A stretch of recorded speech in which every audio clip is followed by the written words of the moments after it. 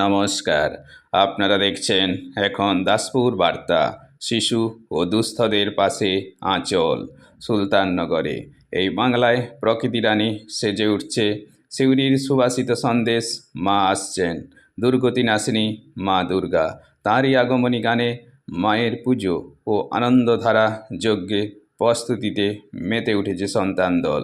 এই অবস্থায় দুস্থ ও শিশুগুলো যাতে বঞ্চিত না হয়, এক মুঠো আনন্দ উপভোগ করতে পারে, সেজন্য পাঁচবেড়িয়া জিপি এলাকার মমতাময়ী মায়েদের পরিচালিত আঁচল সংস্থার পক্ষ থেকে পিতৃপক্ষের অন্তিম ক্ষণে মহালয়ার পুণ্য লগ্নে সুলতাননগর সহজ পাঠশালায় 30 জন শিশুর হাতে নতুন পোশাক উপহার দেওয়া হয়েছে। 40 জন দুস্থ অসহায় মানুষকেও।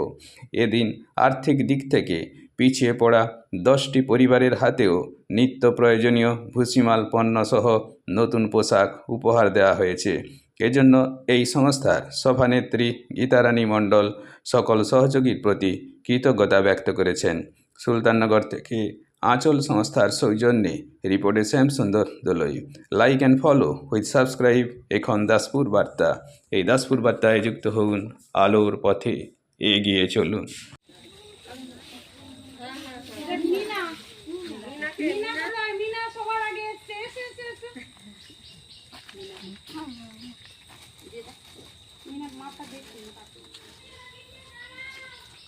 দুটো নিয়ে আসছো? পছন্দ হয়েছে? অপূর্ব হয়েছে।